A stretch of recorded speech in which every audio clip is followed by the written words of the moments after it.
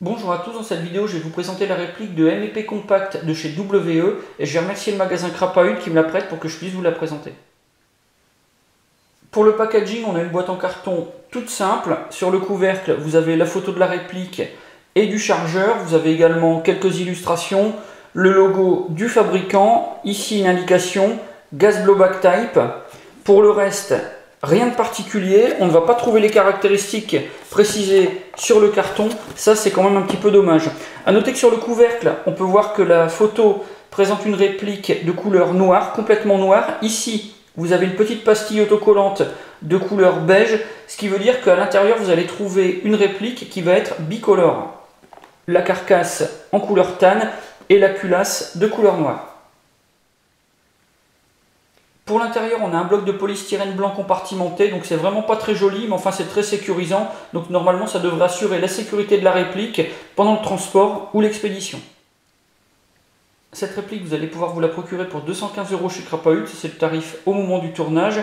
À l'intérieur de la boîte, vous allez trouver la notice, un chargeur long, 5 grippes pour remplacer celui qui se trouve déjà installé sur la réplique. Vous aurez bien sûr la réplique, et puis un deuxième chargeur supplémentaire, un petit peu plus court que le premier. Seule chose qui manque, à mon sens, c'est quand même une tige de nettoyage des bourrages. Si vous avez déjà des répliques, vous aurez certainement ça dans votre trousse à outils. Par contre, si c'est votre première réplique, là c'est quand même un accessoire qui va vous manquer.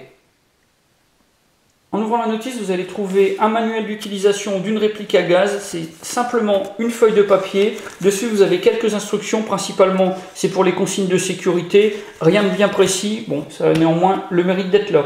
Pour la notice en elle-même, celle du fabricant, ça reprend les instructions et les consignes pour les deux modèles de réplique de Smith & Wesson MEP, à savoir le modèle standard et puis le modèle compact qu'on a là à l'intérieur de la boîte. Alors cette notice, elle est rédigée en plusieurs langues.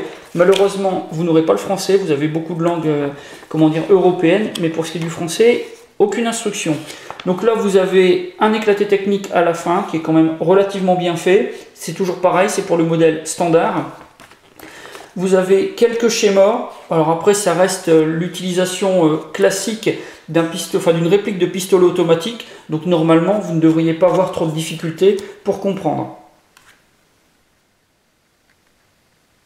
Sur la boîte ainsi que dans la notice, vous n'allez pas trouver de mention concernant les caractéristiques techniques de la réplique. Donc ça, c'est quand même un sacré point négatif. Alors là, il faut se fier aux indications du constructeur sur le site ou alors aux informations qui sont sur les sites marchands. Donc là, en croisant un petit peu tout ça, j'ai réussi à trouver que la réplique a une puissance de 0,9 joules. D'après les tests qui ont été faits par certains airsofters, on aurait une vitesse de 270 à 310 fps suivant les gaz utilisés et puis les conditions de tir. La réplique est un gas blowback, vous avez donc une culasse qui est mobile. Elle est fabriquée en métal et en polymère. Pour le poids, 585 grammes précisé sur l'ensemble des sites. La réplique à vide et sans chargeur pèse 417 grammes. Pour la longueur, on est à 168 mm. La réplique est fournie avec deux chargeurs. Le premier est celui d'origine du modèle compact, donc un petit peu plus court. Pour le poids, 178 grammes et la capacité 16 billes. Il est fabriqué en métal et en polymère. Vous avez du polymère pour le talon, du plastique également pour la planchette élévatrice et puis aussi la partie supérieure. Pour garnir en billes, vous allez devoir baisser la planchette élévatrice. Elle ne se bloque pas en partie basse, donc il va falloir la maintenir et vous allez pouvoir garnir par le dessus. Ici, vous avez le bouton sur lequel vient que le modèle compact. Ici, vous avez une partie qui est amovible. C'est une extension de grippe qui vous permet d'avoir une meilleure prise en main lorsque ce chargeur est inséré dans la réplique. Donc dessus, vous avez un toucan qui est gravé des deux côtés. Donc là, quand vous l'enlevez, le poids du chargeur passe à 228 grammes. Pour l'utilisation, c'est toujours du classique. Ici, la valve d'alimentation en gaz, comme pour le premier modèle. Pour le garnir en billes, tout simplement par le dessus, comme on l'a fait sur l'autre modèle. Mais sinon, vous avez une autre solution en baissant la planchette élévatrice. Ici, vous avez la rainure qui va être un petit peu plus large. Donc, vous allez pouvoir également garnir en billes ici. Pour le reste, vous avez également un indicateur de chargement factice des deux côtés. Un modèle qui est assez joli, qui est très bien fait, qui va vraiment bien changer le look de la réplique. Pour les manipulations, on a quelque chose de tout à fait classique par rapport aux répliques de pistolet automatique. Vous avez le bouton d'éjection de chargeur qui se trouve juste ici, il est bien positionné. Donc pour vos changements de chargeur, c'est quelque chose qui va se faire assez rapidement. Là, vous avez l'arrêtoir de culasse. Quand vous aurez tiré votre dernière bille, la culasse va rester bloquée à l'arrière. En appuyant dessus, vous allez repasser la culasse à l'avant. À chaque fois que vous allez initier vos tirs, on va dire, vous engagez votre chargeur garni, vous tirez la culasse, elle revient à l'avant, et là, vous pouvez commencer à tirer.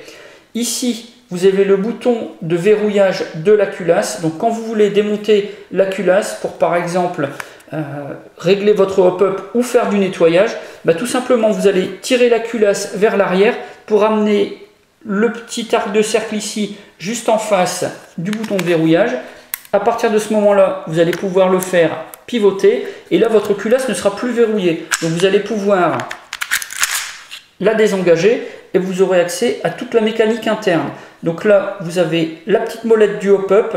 Donc, c'est là que vous allez pouvoir faire vos réglages. Et puis, pour tout le reste, changement de pièce, nettoyage ou autre. Donc, c'est comme ça que ça va se passer. Pour remettre la culasse, vous la réinsérez tout simplement.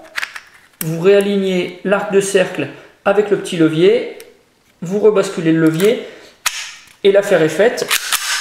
2 coups de sécurité et là votre réplique est prête à être réutilisée.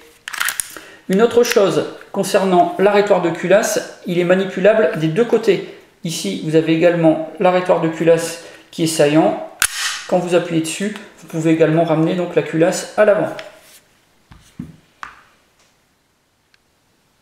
La réplique est fabriquée en métal et en polymère. Vous avez du métal pour la culasse et le canon, du polymère pour la carcasse et puis vous allez trouver un petit peu de caoutchouc sur la partie arrière du grip. Les marquages, vous allez trouver le logo du fabricant WE de part et d'autre de la poignée. Vous aurez aussi sur le côté droit de la réplique le numéro de série. A priori ce sera un numéro de série unique, donc ça si c'est vérifié et que c'est vrai, c'est vraiment quelque chose d'assez sympathique. Et puis vous avez la mention du calibre d'origine de l'arme de chez Smith & Wesson sur la partie du canon qui est visible à travers la fenêtre d'éjection, donc 9 mm. Donc ça rajoute un peu de réalisme. Pour le reste, vous allez avoir 2 autocollants que vous allez pouvoir retirer très facilement. Et puis ici à l'arrière, une petite flèche avec un L juste au-dessus d'un axe. Mais là, pas d'informations dans la notice ni sur le site du fabricant. Donc ça c'est quand même assez mystérieux. Pour les finitions, on a quelque chose qui est assez bien fait, mis à part la peinture à l'intérieur du canon, donc juste à l'entrée, à la bouche. Donc là on a quelque chose qui est relativement brillant, on voit que la couche de peinture n'a pas été bien appliquée, mais bon ça reste discret quand même, c'est quelque chose qu'on peut retravailler soi-même avec un gros marqueur par exemple, donc ça peut passer on va dire. La trace de moulure sur la partie polymère, un peu visible mais très discrète, et de toute façon c'est quelque chose qui reste assez proche du modèle original. Si vous regardez des photos de l'arme de chez Smith & Wesson, vous aurez également une trace de moulure, donc là on est sur quelque chose qui reste comment dire, assez normal on va dire.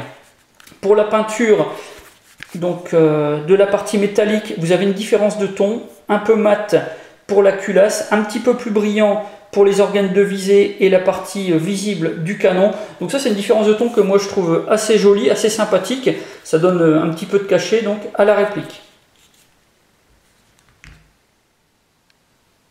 Les organes de visée sont fixes, non réglables. Vous avez à l'avant un guidon et à l'arrière un cran de mire qui sont agrémentés de points de couleur vert pomme. Donc ça c'est parfait pour prendre une visée instinctive, c'est vraiment nickel. Vous alignez les 3 points, vous pressez la détente et normalement vous faites mouche. A noter que c'est de la peinture luminescente, donc dans l'obscurité ou la pénombre ça va être légèrement brillant, donc ça va encore améliorer donc, votre confort pour la prise de visée.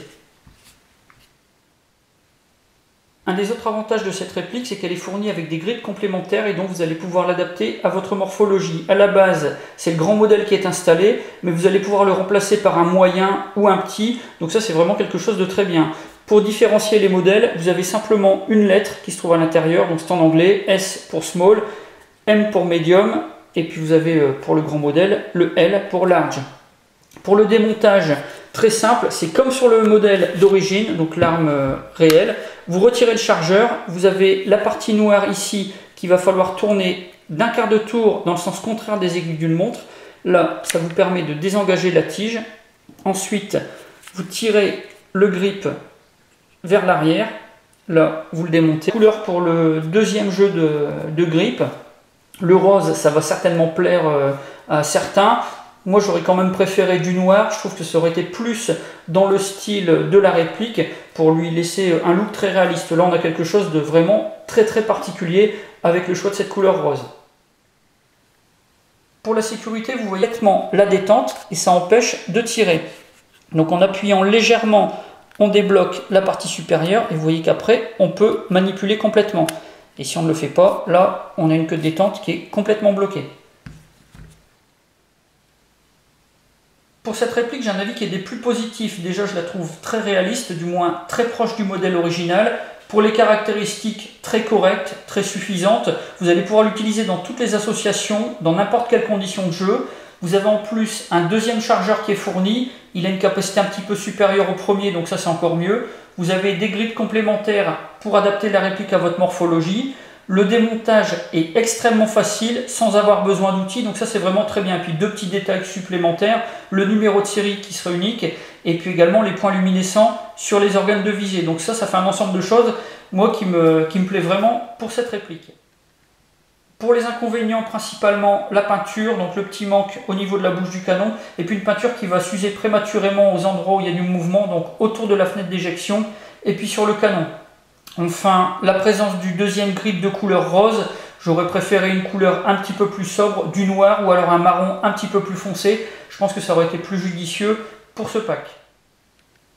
Voilà pour la présentation de cette réplique, le MEP Compact de chez WE. Si vous avez des questions, comme d'habitude, la partie commentaires ou la boîte de réception. Je vous mets également les liens du site Crapahut dans la description de cette vidéo. Ça vous permettra de prendre contact avec eux pour avoir plus d'informations. J'en ai maintenant terminé et je vous dis à bientôt pour d'autres vidéos.